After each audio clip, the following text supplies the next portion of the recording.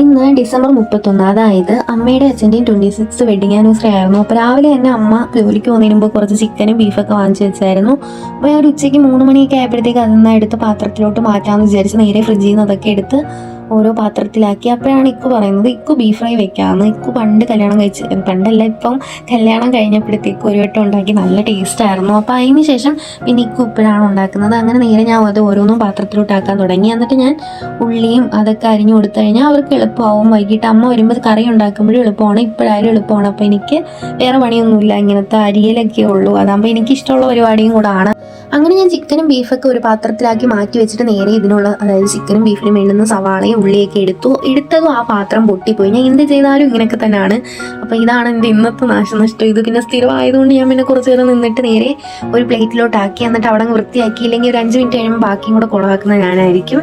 എന്നിട്ട് നേരെ ഞാൻ ഉള്ളി വൃത്തിയാക്കാൻ തുടങ്ങിയപ്പോൾ മുതലേ എൻ്റെ കണ്ണ് നീറാൻ തുടങ്ങി. സാറിന് അരിഞ്ഞു തുടങ്ങുമ്പോഴാണ് പ്രശ്നം വരുന്നത്, പക്ഷേ നീറാൻ നല്ല രീതിയിൽ കണ്ണ് നീറുന്നുണ്ടായിരുന്നു. പിന്നെ ഞാൻ മൈൻഡ് ചെയ്യാതെ നേരെ വൃത്തിയാക്കാൻ തുടങ്ങി.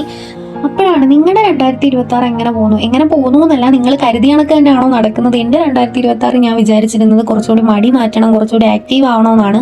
പക്ഷെ രണ്ടും ഇതുവരെ നടക്കുന്നില്ല. പക്ഷെ ഇനിയെങ്കിലും അത് മാറ്റണം. നിങ്ങളുടെ അങ്ങനെ തന്നെയാണോ അതോ മാറ്റം ഉണ്ടോ എങ്ങനെയാണെന്ന് കമൻറ്റ് ചെയ്യണം. അങ്ങനെ നേരെ ഉള്ളിയൊക്കെ വൃത്തിയാക്കിയ സമയത്ത് ഞാൻ ഇച്ചിരി വെള്ളം കുടിക്കാമെന്ന് വിചാരിച്ച് നേരെ ഫ്രിഡ്ജിൽ നിന്ന് എടുത്ത് വെള്ളം കുടിച്ചാണ് പല്ല് പുളിച്ച് പോയി. അങ്ങനെ നേരെ ഞാൻ പിന്നെ ഉള്ളിയൊക്കെ കഴുകിയിട്ട് നേരെ അരിയാൻ തുടങ്ങി. പക്ഷേ അരിഞ്ഞു തുടങ്ങിയപ്പോൾ ആ എരിച്ചിലോ അല്ലെങ്കിൽ കണ്ണ് നിറയിലോ ഒന്നുമില്ലായിരുന്നു. ആ വൃത്തിയാക്കുന്ന സമയത്ത് ബുദ്ധിമുട്ടൊന്നും ഇല്ലായിരുന്നു.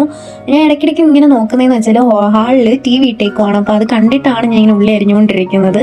അങ്ങനെ ഞാൻ ഉള്ളിയും ബാക്കി സാധനങ്ങളും അതിന് വേണ്ടുന്ന എല്ലാം വൃത്തിയാക്കി വെച്ചു. ഇനി എനിക്ക് അവിടുത്തെ പണിയൊന്നുമില്ല. അങ്ങനെ നേരെ ഞാൻ അവിടുത്തെ പണി ഇക്കുവിന് ഇനി കൈമാറിയിട്ട് നേരെ ഞാൻ അമ്മയ്ക്കും അച്ഛനുള്ളൊരു ഫോട്ടോ ഫ്രെയിം ചെയ്ത് വെച്ചായിരുന്നു. അങ്ങനെ അത് നേരെ വന്ന് സെറ്റ് ചെയ്യാൻ തുടങ്ങി. എനിക്ക് നല്ല ഇഷ്ടപ്പെട്ടായിരുന്നു. എന്നിട്ട് നേരെ ഞാൻ അത് റാപ്പ് ചെയ്യാൻ തുടങ്ങി. ഈ റാപ്പ് ചെയ്യലൊക്കെ എനിക്ക് ഭയങ്കര ഇഷ്ടപ്പെട്ട പരിപാടിയാണ്.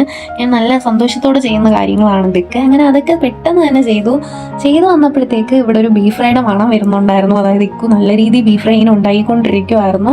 അപ്പോൾ ഇതിൻ്റെ ബാക്കി വീഡിയോ ഇന്ന് തന്നെ ഞാൻ ഇടുന്നതായിരിക്കും. അപ്പോൾ അത്രയേ ഉള്ളൂ, ബൈ.